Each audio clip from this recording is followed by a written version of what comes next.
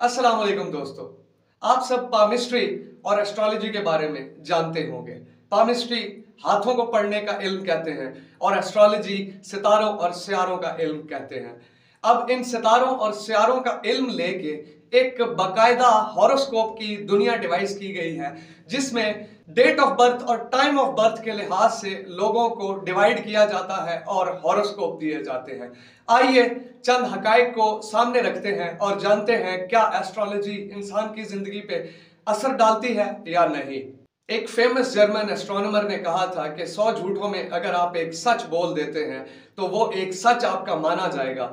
इसके बरक्स अगर आप 100 सच बोलते हैं और एक झूठ बोलते हैं तो वो 100 सच की सारी क्रेडिबिलिटी जाया हो जाती है। साल 1499 में एक जर्मन जोहानस टॉफलर ने एक प्रेडिक्शन की थी कि 20 फरवरी 1524 को दुनिया खत्म हो जाएगी।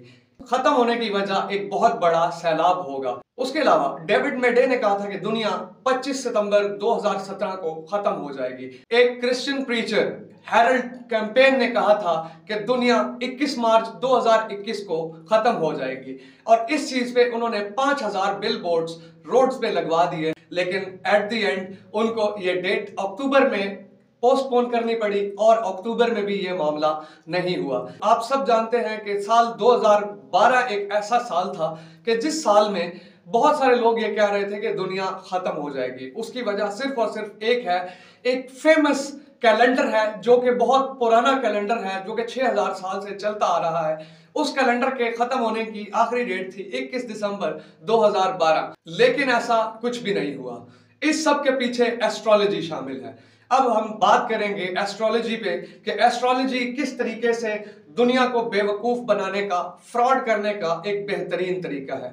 अगर आप चाहते हैं कि आप सितारों और सयारों का इल्म हासिल करें तो आप वो बुक्स पढ़ें कि जिससे आप एस्ट्रोनॉमी सीख सकें, ना कि एस्ट्रोलॉजी।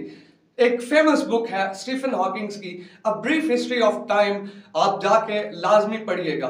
फिर एक और बुक है कि जिसका नाम है astrophysics for the people in hurry. आपने ऐसे बहुत सारे लोग देखे होंगे कि आप बिलीव करते होंगे कि हाथों की लकीरों में बहुत सारी चीजें होती हैं और आपकी किस्मत, आपकी फेट लिखी होती है, या एस्ट्रोलॉजी में, हॉरोस्कोप्स में आपकी फेट लिखी होती है। ऐसा कुछ नहीं होता। आइए चंद मिसालों से हम जानते हैं। सबसे पहले हम एक हॉरोस्कोप ले लेते हैं, विर्गो।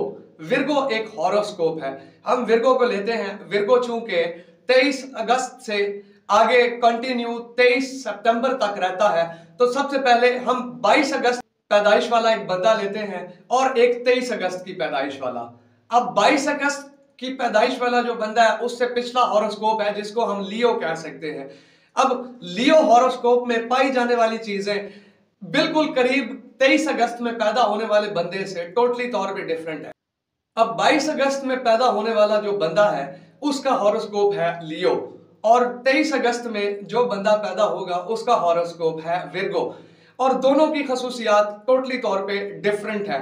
उसके बरक्स 23 अगस्त वाला और 23 सितंबर वाला, पहले से लेके वेरी लास्ट, उनको आप एक कैटेगरी में फॉल करवा रहे हैं। ये वजह मुझे बिल्कुल समझ नहीं आई। आज तक इसके पीछे 3 वजूहात जो हैं वो आप सबके सामने मैं रखता हूं, जिसकी वजह से लोग जो हैं बिलीव करते हैं एस्ट्रोलॉजी में या पामिस्ट्री में। उसकी 3 वजूहात हैं। सबसे पहले कमजोर दिमाग। कमजोर दिमाग सिर्फ और सिर्फ ये है कि हम अपने दिमाग का 100% यूज नहीं करते। हमें अनसर्टेनिटी इस दुनिया में देखने को मिलती है, यानी आपकी फेट, आप ये नहीं जानते कि कल क्या होगा। उसके बरक्स इंसान ये चाहता है कि उसकी लाइफ अनसर्टेनिटी से पाक हो, यानी उसको एक सर्टेन लाइफ मिल जाए या उसका फ्यूचर सिक्योर हो। ये वो वजूहात हैं कि जिसकी वजह से हम वीकर ब्रेन के हैं और हम अपनी लाइफ में सर्टेनिटी चाहते हैं। अब दूसरी वजह कोल्ड रीडिंग है। कोल्ड रीडिंग क्या है, इसको हम जरा आपके सामने रखते हैं कि जब भी आप किसी एस्ट्रोलॉजर या पामिस्ट के पास जाते हैं तो वो आपसे कहता है कि आपकी लाइफ में आपको एक ऐसा गहरा सदमा लगा है कि जिसने आपकी जिंदगी पे एक छाप छोड़ दी है। अब हर इंसान की जिंदगी में कोई ना कोई ऐसा मोमेंट होता है, कोई ना कोई ऐसी वजह होती है कि जिसकी वजह से इंसान जो है वो सारी जिंदगी के लिए वो वाकया याद रखता है। ये है कोल्ड रीडिंग, जिस वजह से इंसान इन एस्ट्रोलॉजर्स और पामिस्ट पे बिलीव करने लग जाता है। तीसरी चीज है बार्नम इफेक्ट या फोरर इफेक्ट। 1948 में बैट्रम आर फोरर ने एक 39 स्टूडेंट्स पर मुश्तमिल एक टेस्ट रखा। इस टेस्ट में बैट्रम आर फोरर ने उन तमाम 39 स्टूडेंट्स को यह बताया कि आपने एक ऐसे लिखना है जिसके बाद आपको आपका पर्सनैलिटी एंगल दिया जाएगा या आपकी पर्सनैलिटी के बारे में बताया जाएगा। अब इस टेस्ट के बाद इन बच्चों को 13 क्वालिटीज वाला एक पर्चा दे दिया जाता है और इस पर्चे में उन बच्चों की पर्सनैलिटी से रिलेटेड तमाम बातें बता दी जाती हैं। 4 स्टूडेंट्स इस बात को नेग्लेक्ट करते हैं और वो मना कर देते हैं। वो ये कहते हैं कि हमारी पर्सनैलिटी में इस तरह की कोई चीज नहीं है। उसके अलावा 35 बच्चे इस बात को मान लेते हैं कि ये तमाम क्वालिटीज हमारी पर्सनैलिटी में पाई जाती हैं। हैरत की बात यह है कि उन तमाम पर्चों में यानी 39 के 39 स्टूडेंट्स को 13 क्वालिटीज रीशफल करके दे दी गई थी। इस चीज को हम बार्नम इफेक्ट कहते हैं। यानी अगर आप डिस्क्रिप्शन इस किस्म की दे दें कि जिस डिस्क्रिप्शन में सबकी अच्छाई की बातें हो, तो आप ये जानेंगे कि सब के सब उस बात को मानना शुरू कर देंगे। इस चीज को हम बार्नम इफेक्ट कहते हैं। एस्ट्रोनॉमर्स वो होते हैं जो कि अपनी रकम का एक खास हिस्सा लगा के सितारों और सियारों पे इल्म हासिल करते हैं, लेकिन एस्ट्रोलॉजर्स अक्सर आपको भीख मांगते हुए नजर आएंगे या रोड्स पे नजर आएंगे। आपको कोई भी ऐसा एस्ट्रोलॉजर नजर नहीं आएगा जो बजाते खुद एक अमीर हो गया हो। अगर तो वो इतना ही किस्मत का हाल जानता है तो खुद क्यों नहीं अमीर हो जाता।